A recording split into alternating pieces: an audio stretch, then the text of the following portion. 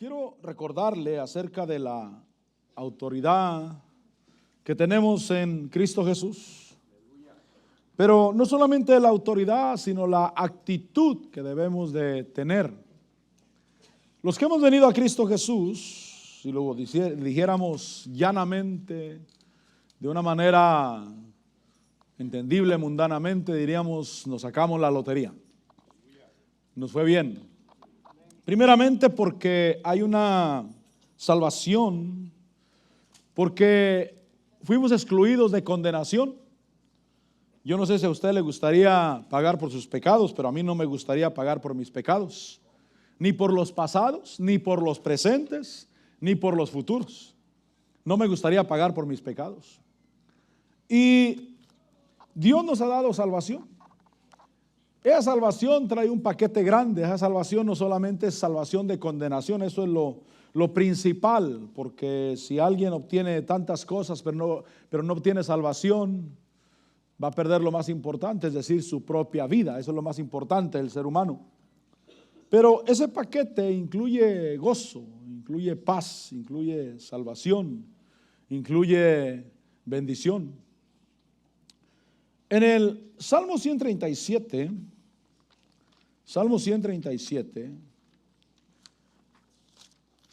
dice ahí, cuando incluye esa bendición, esa salvación, dice, versículo 1, junto a los ríos de Babilonia nos sentábamos y llorábamos al acordarnos de Sión. Sobre los sauces en medio de ella colgamos nuestras arpas o nuestras liras, dice otra versión. Pues allí los que nos habían llevado cautivos nos pedían canciones, y los que nos atormentaban nos pedían alegría diciendo, cantando algunos de los cánticos de Sión. Y entonces encuentro que hay un pueblo que es de Dios. Diga conmigo, es de Dios. Sin embargo, había perdido el gozo, había perdido la victoria. Era un pueblo en cautividad. Era un pueblo que se acordaba de las victorias pasadas, se acordaba de cuando estuvieron bien. Dice ahí que cuando ellos estaban en Babilonia cautivos, dice, nos sentábamos y llorábamos. Nos acordábamos de Sión, porque Sión es un monte donde dice la Biblia que habita la presencia de Dios.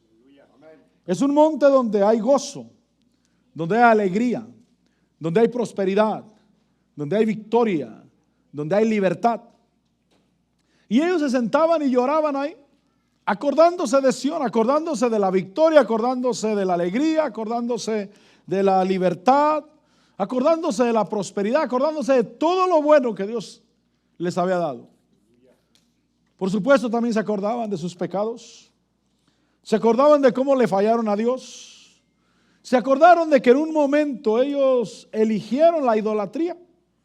Estando en Israel, ellos eligieron la idolatría. En el tiempo bíblico, Babilonia era el centro de la idolatría. Zacarías enseña cómo hay unos ángeles que llevan un efa, una caja, y lo llevan a la tierra de Sinar, a la tierra de Babilonia. Y preguntó, ¿para qué la llevan para allá? Dijo, para construirle casa, para construirle un templo, para construirle una familia. Lo llevan ese efa a la tierra de Sinar. Y entonces como Israel, Jerusalén, Judá, eligió la idolatría, Dios dijo, bueno, si quieren idolatría, les voy a dar idolatría hasta que ya no puedan con ella. Si eso es lo que les gusta, si eso es lo que quieren. Y entonces los hace llevar cautivos a Babilonia, al centro de la idolatría, para que ellos en un momento reaccionaran y se dieran cuenta de lo que habían perdido. Y ahí en Babilonia dice que ellos se sentaban y lloraban. Empezaron a reconocer lo que habían perdido. Por eso dicen por ahí que nadie sabe lo que tiene hasta que lo ve perdido. Dios nos ha dado libertad. ¿Cuándo dicen amén? Pero dice Pablo que no ocupemos esa libertad para pecar, no ocupemos esa libertad para entregarnos a lo malo, sino que ocupemos esa libertad para servirle a Dios por amor, por amor, entregarnos al Señor. Y entonces dice ahí que ellos colgaron sus arpas y los que los habían llevado cautivos les pedían que cantaran, les pedían alegría. Les decían, cántenos algunos de los cánticos de Sión. Y ellos dicen, ¿cómo cantaremos la canción del Señor en tierra extraña? Lo primero es que debo de saber dónde estoy para poder regresar. Para poder decir, Dios me ha dado la victoria, solamente que yo no supe aprovechar esa victoria. Me llama la atención cuando el hijo pródigo vuelve en sí. Quiere decir que él comprendió que estaba mal de sus razonamientos, de sus conclusiones, y él volvió en sí y dijo, ¿cuántos jornaleros en la casa de mi padre tienen abundancia de pan? Dice, yo aquí perezco de hambre, carezco de pan, perezco de hambre. Pero volvió en sí y dijo, me levantaré, y eso es lo primero, me levantaré. Diga conmigo, levantarse. Es decir, que hay algo que nosotros tenemos que hacer. Nosotros tenemos autoridad. Lo peor que podemos hacer es estar tirados y decir, es que yo no puedo hacer nada por mí mismo. Dice, me levantaré. No solamente me levantaré, sino que iré a mi Padre y reconoceré. Diga conmigo, reconocer. Reconoceré que he pecado contra el cielo y contra mi Padre. Voy a reconocer delante de Él. Además, voy a pedirle que me permita estar en su casa, aunque sea como uno de los jornaleros, porque es mejor estar en la casa de Dios como un servidor de Dios, mi hermano, que estar fuera y estar pereciendo y estar careciendo del pan espiritual, del pan que llena, del pan que sacia. Dios tiene una casa donde Él quiere saciarnos de pan. Él quiere bendecirnos abundantemente. Pero debemos de reconocer nuestra situación, saber el lugar en que estamos y estar dispuestos en caminar hacia Dios. Diga conmigo, caminar hacia Dios. Y dice ahí, dice el versículo, que ellos dijeron, ¿cómo cantaremos la canción del Señor en tierra extraña? Si me olvido de ti, oh Jerusalén, pierda mi diestra su destreza. Péguese mi lengua al paladar, si no me acuerdo de ti, si no enaltezco a Jerusalén sobre mi supremo gozo. Y entonces en el envolverse a Dios tiene que ver con valorar lo de Dios. Diga conmigo, valorar lo de Dios. Yo debo de valorar lo de Dios, lo que el Señor me ha dado. Dice, pierda mi diestra su destreza, si yo me olvido de ti. Y dice que no hay alabanza si no me acuerdo de ti y si no enaltezco a Jerusalén como supremo gozo, sobre mi supremo gozo. Es decir que cuando yo reconozco realmente el gozo, el verdadero gozo está en la casa del Señor. Porque la gente anda buscando gozo allá afuera. La gente anda buscando gozo en el vino, el alcohol, en cosas que lo aturden temporalmente. En esa aturdición olvidan temporalmente sus problemas, pero no es el supremo gozo, no es el gozo verdadero, no es lo que permanece, no es lo que levanta el corazón, porque el gozo del Señor es nuestra fortaleza. Quiere decir que el gozo del Señor te da buena salud. En el gozo del Señor se te van las dolencias. En el gozo del Señor te rejuveneces. ¿Y a cuándo nos gusta estar rejuvenecidos? Ayer platicábamos con los hermanos y decíamos, ¿llegará algún día cuando digamos que nosotros somos los viejos? Porque todavía no, fíjese que nos sentimos jóvenes. Yo no puedo decir nosotros los viejos, no, eso que lo digan los viejos, no yo. Yo no puedo decir nosotros los que estamos avanzados de edad, no, yo no me considero avanzado de edad. Pero en el supremo gozo, lo que hace es que uno se rejuvenece, mi hermano. Uno agarra fuerzas, uno agarra vida.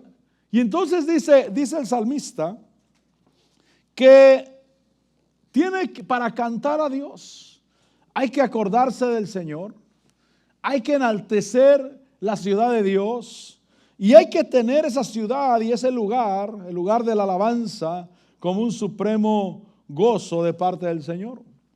Ahora, vuelva conmigo a Lucas 10:19. Porque lo que quiero hablarles es que tenemos autoridad en el nombre del Señor. Es decir, que si alguien está tirado, no es porque Dios no lo ha ayudado. Dios ya nos ayudó en Cristo Jesús. Diga conmigo, Él ya nos ayudó. Ya nos ayudó. Pero yo tengo que levantarme. Yo tengo que reconocer. Yo tengo que ir a la casa del Padre. Y el Padre es tan maravilloso, mi hermano, que Él sale a recibirnos. Él nos abraza, nos recibe. Y dice, póngale anillo, póngale sandalias, vístanlo, traigan el becerro engordado y vamos a hacer fiesta. Porque Dios quiere que nosotros nos levantemos y caminemos hacia Él. Porque si Él nos va a recoger, nos vamos a regresar allá. El que está allá metido en el lodo y le gusta revolcarse en el cieno, en el lodo, si Dios vaya a la fuerza, lo trae, necesita amarrarlo en su casa, meterlo a una cárcel, ponerle un candado. Y en la primera oportunidad va y se mete otra vez allá. Pero si Él vuelve en sí, y si Él reconoce que en la casa del Padre hay abundancia de pan, y si él o ella reconoce que es mejor estar en la casa de Dios, entonces Dios dice, este no solamente está volviendo a casa, está volviendo al orden de la casa. Y qué maravilloso es volver al orden de la casa, donde papá sigue siendo papá. Amén. Donde el hermano sigue siendo mi hermano. Pero también la casa sigue siendo mi casa. Y todo lo que hay en casa sigue siendo mío. Por eso yo vuelvo al orden de la casa. Y entonces dice ahí en Lucas 10:19, dice, mirad, os he dado autoridad para hollar serpientes y escorpiones. Y también dice sobre todo poder del enemigo. Y entonces dice nada. Diga conmigo, nada. Nada os hará daño. Dios quiere que el enemigo no nos haga daño.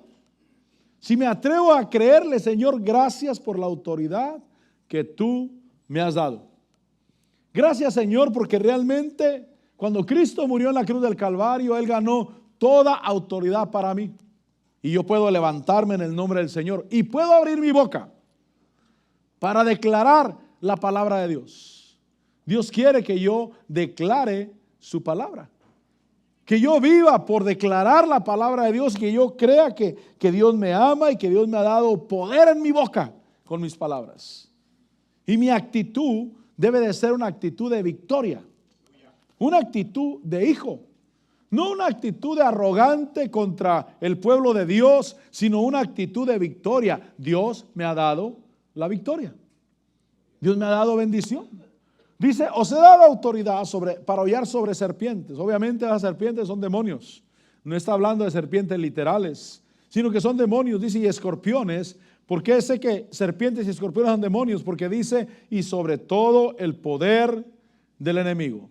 Y nada os hará daño. Si me atrevo a creerle a Dios, si me atrevo a creer que Dios está conmigo, si me atrevo a creer que Él es mi protección, que Él está en mi vida.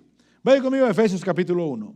Porque Efesios capítulo 1, cuando Pablo está orando, él me enseña que yo puedo caminar en victoria, que no necesito caminar destruido. Dice el versículo 16 dice, no ceso, capítulo 1, versículo 16, dice, no ceso de dar gracias por vosotros, haciendo mención de vosotros en mis oraciones, pidiendo, versículo 17, pidiendo que el Dios de nuestro Señor Jesucristo, el Padre de gloria, os dé espíritu de sabiduría y de revelación en un mejor conocimiento de Él. Quiere decir que los que caminan derrotados solamente es porque carecen del conocimiento de Dios. Cuando yo sé que Dios me ama, mi hermano. Cuando yo sé que Dios está conmigo, Dios está conmigo. Amén.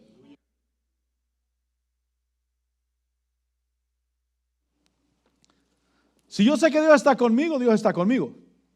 Dios es el que es el que me lleva de gloria en gloria, de victoria en victoria, pero que tengo que tener un conocimiento de Él, de que realmente Él está en medio nuestro, de que realmente Dios es fiel, de que realmente Dios no le falla a nadie, de que aunque no lo mire en este lugar, aunque no lo mire en mi casa, Él ahí está. Siempre está presto para ayudarme, pero yo debo de conocerlo a Él. Y dice el versículo 18, mi oración es que los ojos de vuestro corazón sean iluminados, los ojos del corazón, no solamente los ojos de la vista. Cuando los ojos de la vista, mi hermano, los ojos físicos, naturales, están claros, podemos ver detalles. Esos detalles nos ayudan a no errar. Ayer que estábamos cortando la alfombra ahí con los hermanos, ahí les decía, me hubiera traído mis lentes de leer, mejor les dije. Porque hay más detalles que uno puede mirar. Es donde uno, y a veces hay que agarrar una lupa, y estoy hablando de los que tienen su vista 20/20, que aún ellos pueden agarrar una lupa y mirar detalles, como microbios que se ponen bajo un microscopio y pueden verse los detalles. Cuando los ojos de mi corazón son iluminados, yo puedo mirar claramente. Y lo primero que puedo mirar claramente es cómo encender la luz. Diga conmigo, ¿cómo encender la luz? Porque la compañía de luz ya dio la bajada de la corriente eléctrica en este lugar. Y en este edificio tenemos corriente eléctrica. Pero si los que estamos aquí adentro no sabemos cómo prender el apagador, el encendedor de la luz, vamos a vivir en oscuridad a pesar de tener corriente eléctrica. Bueno, quiero decirte que Dios ya nos dio el poder, pero también quiero decirte que Él no va a venir a prender el apagador por ti. Y que mucha gente, muchos creyentes viven en oscuridad porque ellos no saben cómo prender el apagador. No lo encuentran. Pero cuando yo sé que Dios está con nosotros, y cuando yo empiezo a mirar claramente y los ojos de mi corazón son iluminados, y empiezo a mirar el poder de Dios. ¿Por qué hay gente que mira solo el poder del diablo? Porque solamente para eso tienen ojos. Es que el diablo está destruyendo. Es que el diablo está trayendo desastres naturales. Es que el diablo está destruyendo la juventud. Y parece que fuéramos a escondernos en una esquina, en un rincón donde bueno, aquí hay que protegernos, pero Dios dice que Él está con nosotros. Y que para Él no hay nada imposible. Y que estamos marcados para salvación. Y que cada uno de nosotros tiene un propósito de Dios sobre su vida. ¿Cuántos tenemos un propósito de Dios? Camina confiado en el propósito que Dios tiene sobre tu vida. Solamente camina con Dios. No te metas al terreno del diablo, porque el diablo no se la perdona a nadie. Pero quédate en el reino de Dios, en el reino de luz. Y vas a decir, Dios tiene un propósito conmigo. Cuando mi esposa tuvo el accidente ahí en Indiana y veían varias mujeres ahí y una de las que iban murió. Y la que seguía en la lista era mi esposa. Dijeron, ya se murió una y la que sigue es tu esposa. Y entonces yo fui a verla, la operaron, la rajaron, le rajaron el cuerpo completamente. Más o menos así de grande fue la operación, más o menos. De larga pues, de grande. Y le dije a mi esposa, ¿cómo estás?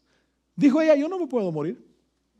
Es imposible que yo me muera. Dios me ha dado palabra y todavía no se cumple lo que Él me ha dicho. Y entonces uno empieza a caminar en la luz de Dios. Porque tenemos un propósito de Dios en nuestra vida. Cuando yo cumpla el propósito de Dios, si Dios me quiere dejar aquí de vacaciones otro par de meses, amén. Pero cuando yo haya cumplido el propósito de Dios, yo me puedo ir de esta tierra. Si Él me deja un par de meses ahí, pero que me deje con dinero, sano y todo, pues. Pues si voy a estar de vacaciones, necesito todo eso, ¿verdad?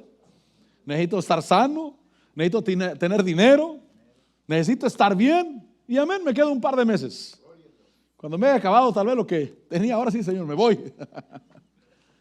Pero los ojos del corazón iluminados, para que nosotros conozcamos a Dios, dice ese versículo 18, dice, mi oración es que los ojos de vuestro corazón sean iluminados para que sepáis cuál es la esperanza de su llamamiento.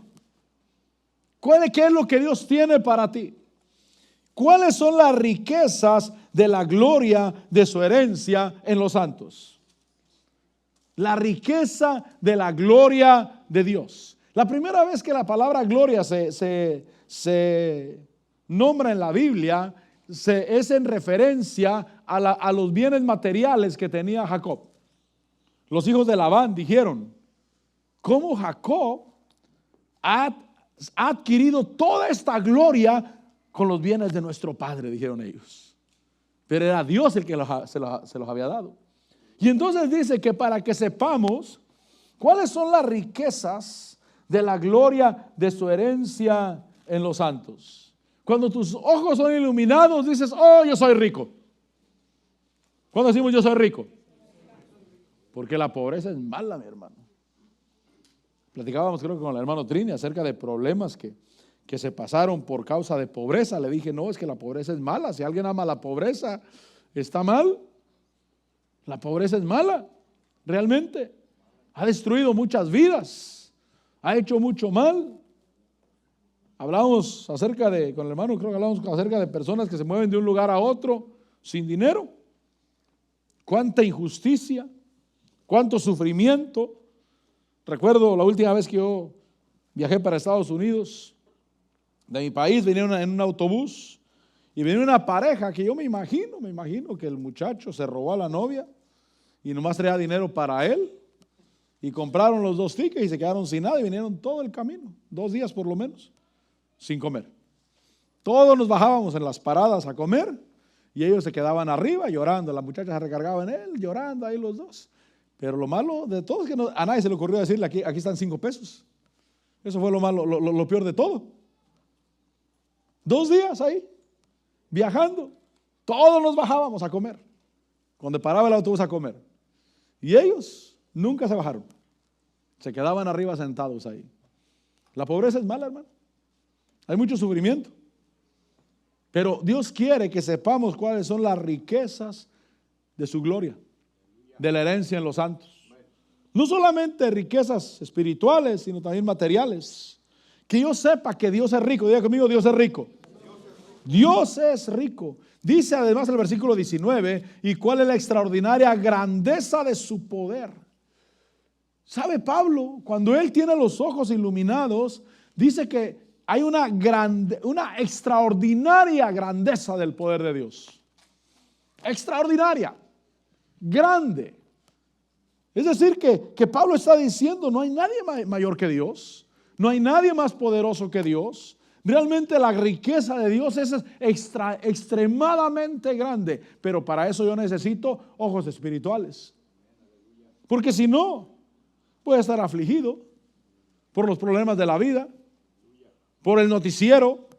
Si a ti te hace daño el noticiero, no mires noticias, mi hermano.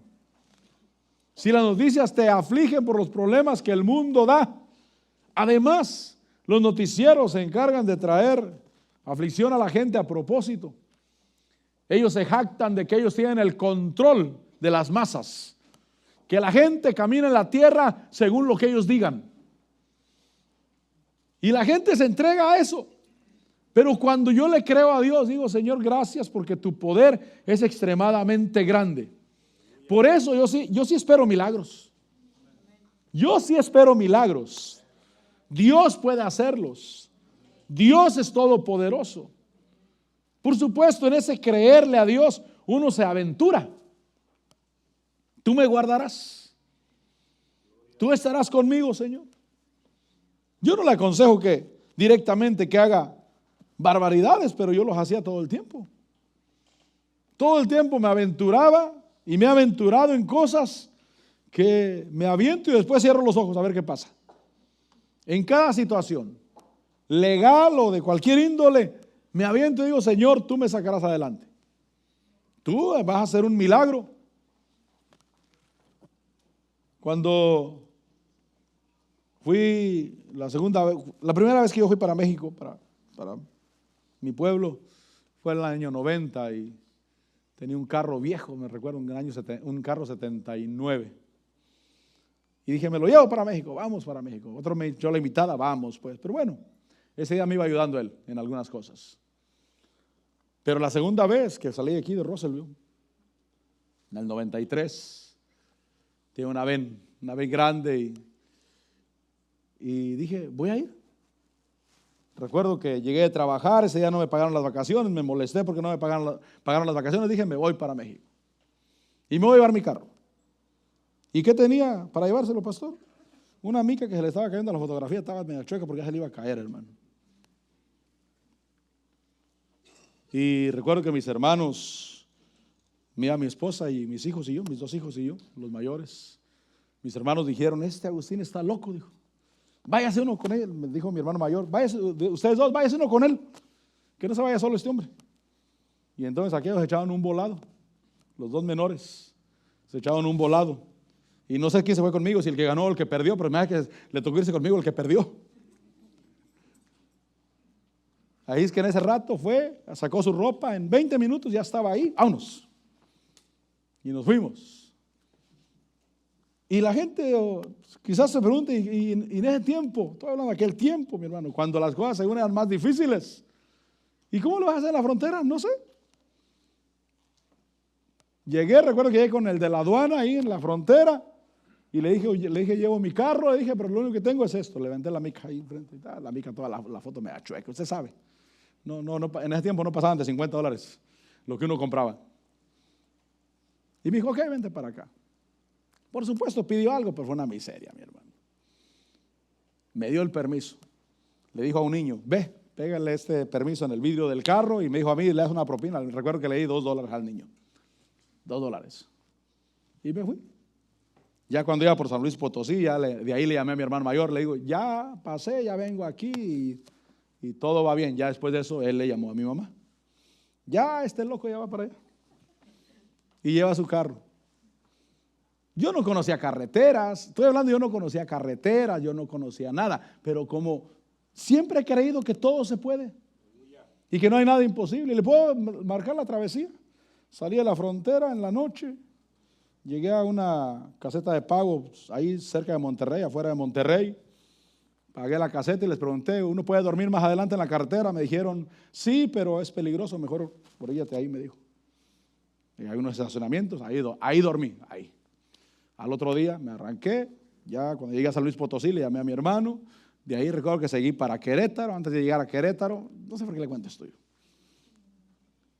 Antes de llegar a Querétaro estaba la dirección a Toluca, para México, le di para México, ya para llegar a una caseta de cobro estaba una desviación para Toluca, le di para Toluca. Llegamos a Toluca, pregunté, ¿y aquí cómo le doy para Guerrero? Me dijeron, agarra para Tasco.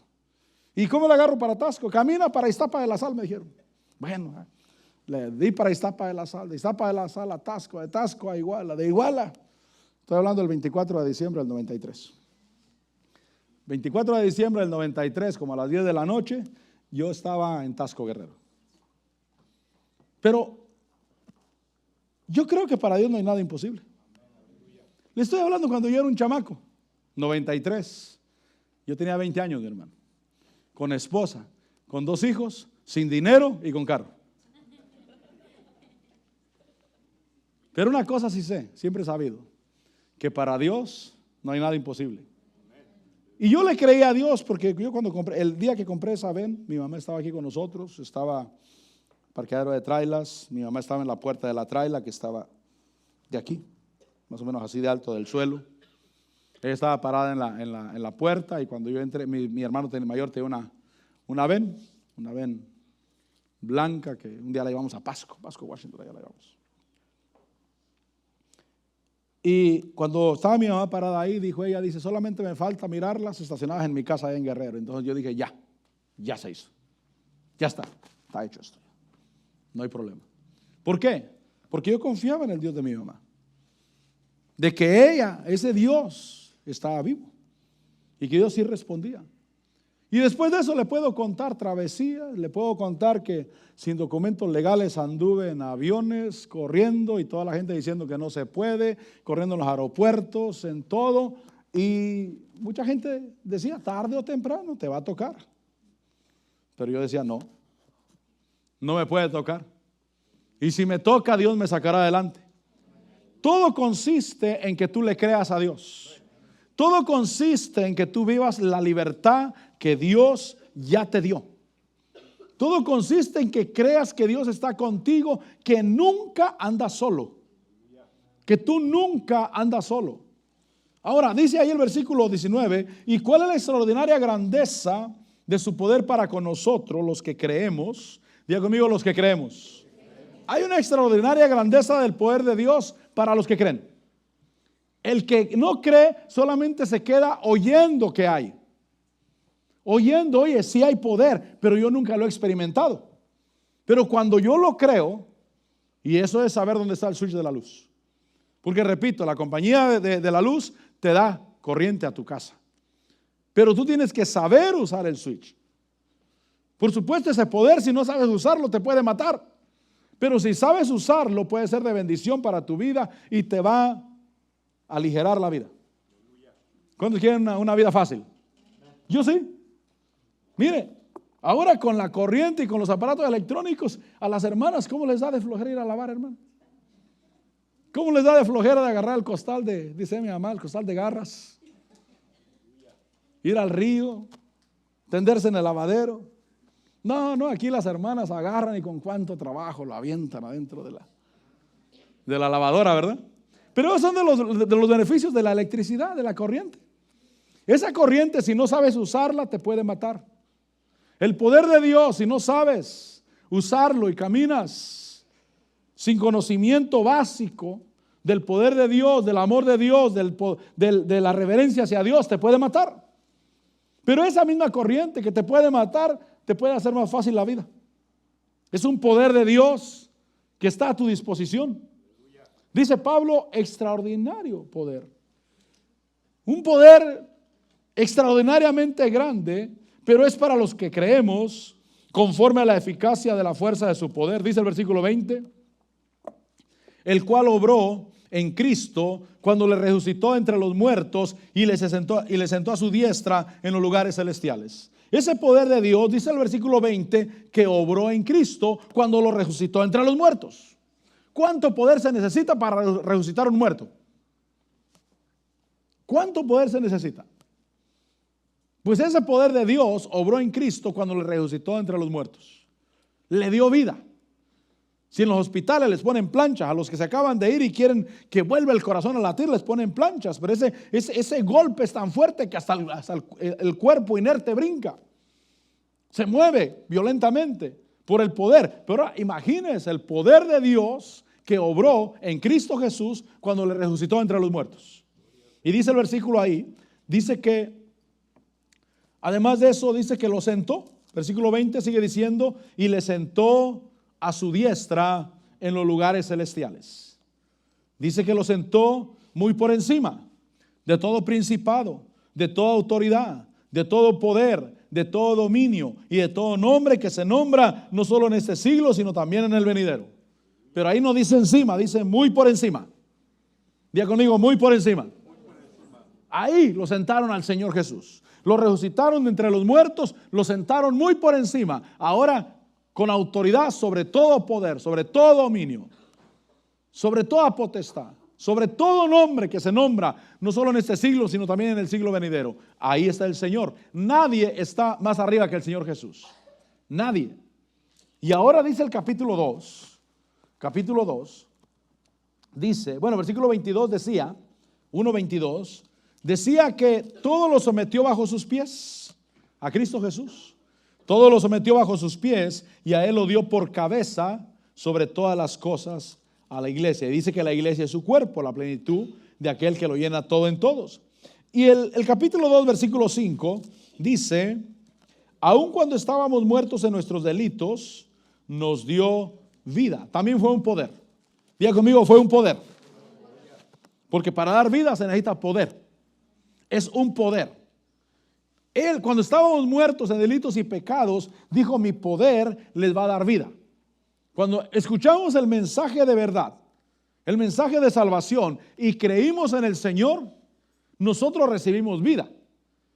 El poder de Dios vino sobre nosotros y rompió cadenas, rompió ataduras, nos transformó la vida, nos hizo diferentes. A los borrachos nos quitó el alcoholismo. A los que estábamos, hermano, muertos en cosas negativas, Él nos dio vida, nos levantó, nos liberó y empezamos a mirar las cosas de diferente manera. Empezamos a mirar que hay cosas nuevas y hay cosas que Dios ya nos había dado, pero que no nos dábamos cuenta. Dios quiere que disfrutemos esta vida, mi hermano.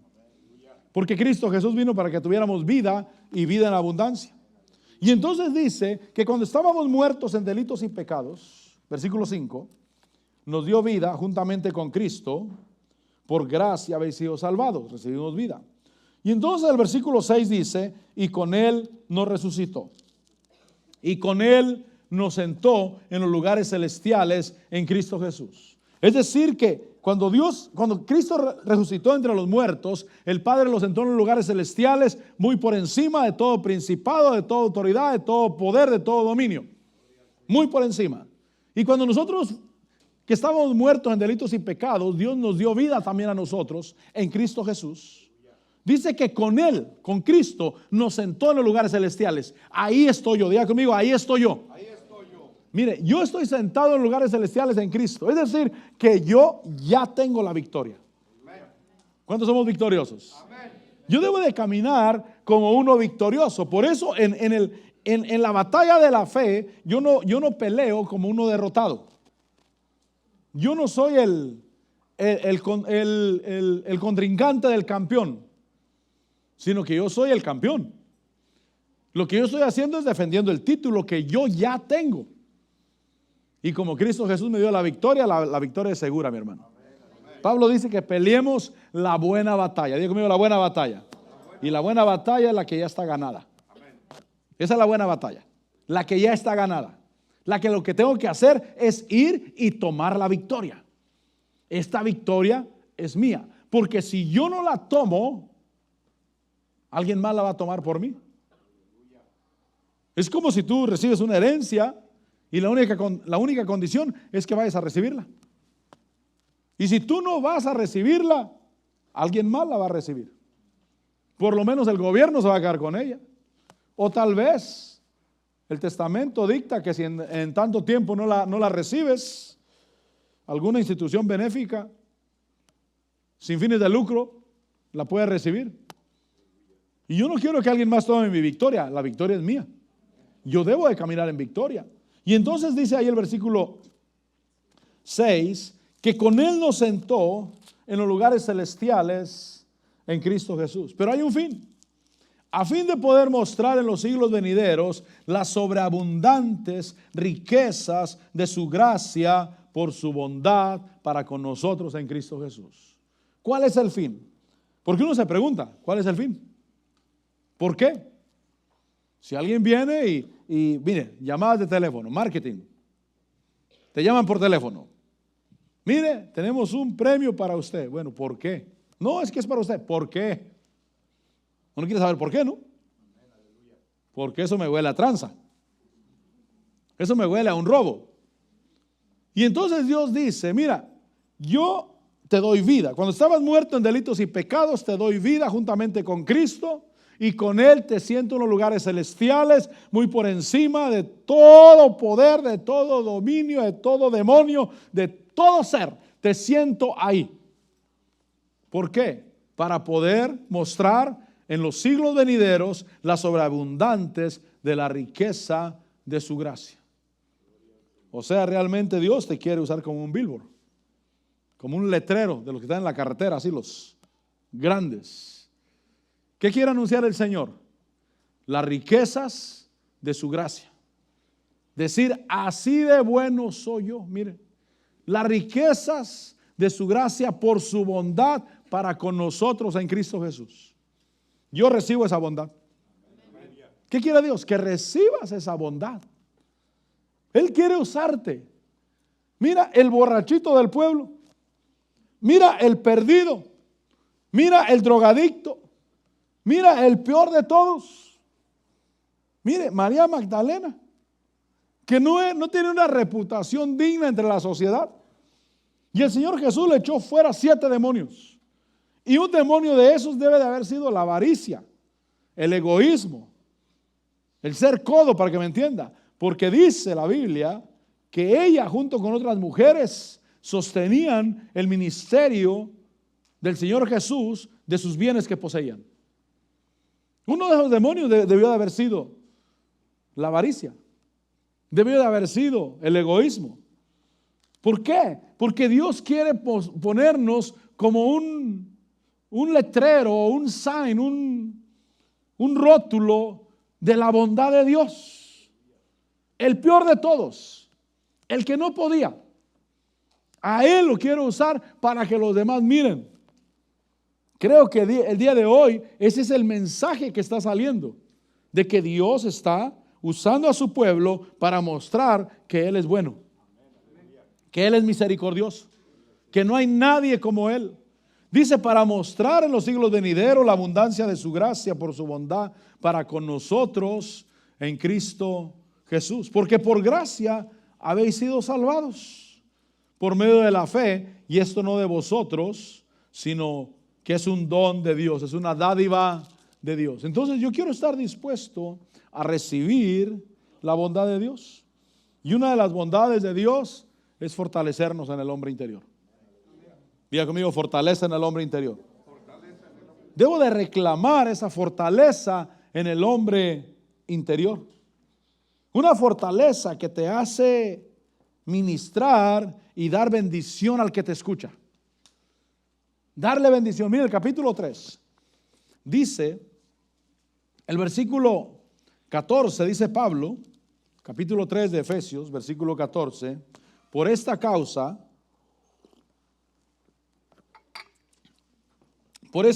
pues doblo mis rodillas ante el Padre de nuestro Señor Jesucristo, de quien recibe en nombre toda familia en el cielo y en la tierra. Dice que os conceda conforme a las riquezas de su gloria, otra vez habla de riquezas de su gloria, ser fortalecidos con poder por su espíritu en el hombre interior. Entonces eso de andar arrastrando la cobija todo el tiempo, eso no es de Dios. Dios quiere que estés fortalecido con poder en el hombre interior. Solamente agarra actitud. Yo agarro actitud, Dios está conmigo. La fortaleza de Dios es mía. Me acerco a Dios, Señor, tú eres una fuente de poder que me ayuda, Señor. Fortalecidos con poder en el hombre interior. De manera que Cristo more por la fe en vuestros corazones. Y entonces Dios quiere que al ser fortalecidos en el hombre interior, caminemos con una fe firme. Y que Cristo more por la fe en nuestros corazones. Y que seamos, mire mi hermano, que seamos cuerpos y vidas donde el Señor puede mostrar su favor, su bondad, su mensaje en esta tierra. Pero como Cristo no es pusilánime, porque si yo hablo ahí con delicadeza y hermano, como que no se me entienden las palabras, como que tengo miedo de hablar, no estoy representando a Cristo Jesús adecuadamente. Pero cuando hablo fortalecido con poder en el hombre interior, Dios es bueno. Dios tiene control de todas las cosas. Entrégale tu vida a Cristo y las cosas van a cambiar para bien. Pero tengo que llevar ese mensaje confiado, con Cristo en mi corazón, dejar que sea Él obrando en mi corazón y en mi vida. Y entonces dice ahí, dice que Cristo more por la fe en vuestros corazones y que cimentados y arraigados en amor, seamos capaces. Diga conmigo, capaces. Entonces Dios nos quiere llenos de capacidad. Capacidades. Y que seamos arraigados, cimentados y arraigados en amor, seamos capaces de comprender con todos los santos. Dice ahí, cuál es la anchura, la longitud, la altura y la profundidad, y de conocer el amor de Cristo que sobrepasa todo, que sobrepasa el conocimiento. Comprender el amor de Dios. Señor, gracias, Señor. ¿Por qué me amas? Por la fe yo entiendo que Dios me ama porque Él es Dios. Simplemente porque Él es Dios y porque su amor es para bien en mi vida. Dios quiere que yo camine en victoria. Dios quiere que yo sea capaz de comprender. Y Dios quiere que yo sea lleno, dice ese versículo 19, lleno hasta la medida de toda la plenitud de Dios. Diga conmigo, llenos de Dios. Confiésalo cada día. Decláralo cada día. Yo soy lleno de Dios. Dios me salvó. Dios vino a mi vida. Dios me tocó. Sí, pastor, pero me tocó, me sentí lleno, pero después me sentí vacío. Bueno, acércate a Dios. Pero tienes que tener fe en Dios. Llénate de Dios. Dios tiene su llenura para ti. La plenitud de Dios es para ti. Y dice el versículo 20, y aquel que es poderoso. Yo termino con esto. Y aquel que es poderoso para hacer. Diga conmigo, Él es poderoso. Me gusta cuando dicen en inglés, He is able. Y los morenitos dicen He is able. Me encanta eso. He is able. Él puede hacer. Es que los morenitos son especiales, ¿verdad? Hasta brincan y se doblan. Una bendición, mis hermanos morenitos. Dice ahí, y Dios puede hacer. Él es poderoso para hacer todo, mucho más abundante de lo que pedimos o entendemos. Es que, hermano, no le hemos llegado al punto, mi hermano. Yo simplemente no le he llegado a ese punto, porque aquel que es poderoso, Dios que es poderoso para hacer mucho más abundante, no poco más, sino mucho más abundante de lo que pedimos o entendemos. Pero dice algo, según el poder que obra en nosotros. Diga conmigo, el poder de Dios está en mí. Otra vez, el poder de Dios está en mí. Mire, mi hermano, nosotros somos más que vencedores. Pero si yo rechazo ese poder que Dios tiene para mí, yo debo entender que yo ya no soy un hombre natural. Ya no. Yo dejé de ser un hombre natural. Ahora Dios puede hacer cosas maravillosas a través de mi vida. Él obra mucho más de lo que pedimos o entendemos según el poder que obra en nosotros. Y dice, a Él sea la gloria en la iglesia y en Cristo Jesús por todas las generaciones, por todos los siglos. Amén. Entonces nosotros tenemos autoridad. Judá, Jerusalén. Ellos fueron cautivos porque hubo un momento que empezaron a jugar con el camino de Dios y empezaron a entrarle a la idolatría. Y entonces Dios dijo, bueno, les voy a dar idolatría hasta que les salga por las orejas. Eso dijo en el desierto, ¿no? Cuando pidieron carne. Les voy a dar carne hasta que les salga por las orejas a ustedes. Eso es lo que quieren. No quieren el maná que yo les doy. No quieren la palabra que yo les doy.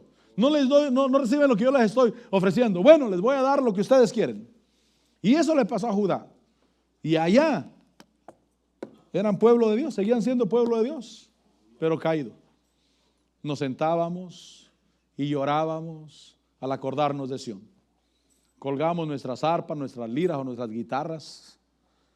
En algunos lugares a la guitarra le llaman la lira. Colgamos nuestras liras en los sauces.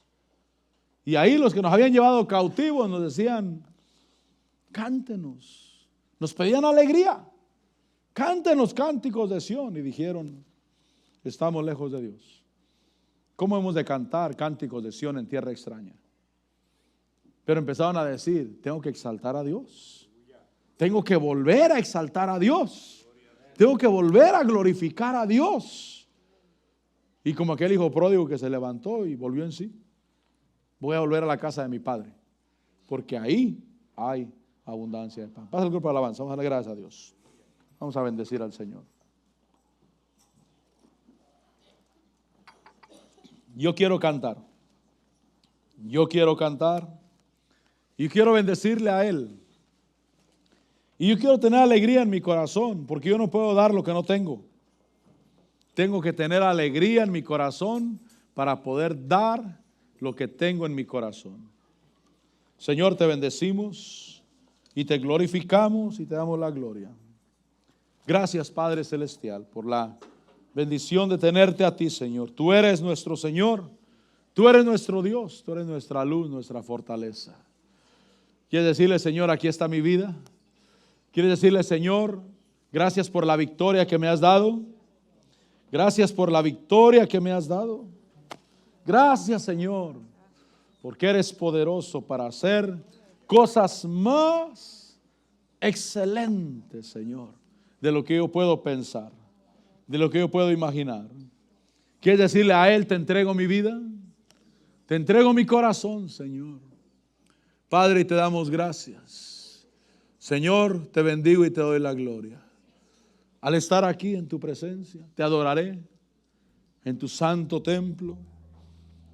Al estar aquí delante de ti, Señor, adorándote y bendiciéndote y glorificándote y darte gloria, Señor. Señor, te adoro y te bendigo. Y te adoro, Señor. Quiero decirle, Señor, yo te adoraré en tu santo templo. Sí, Señor.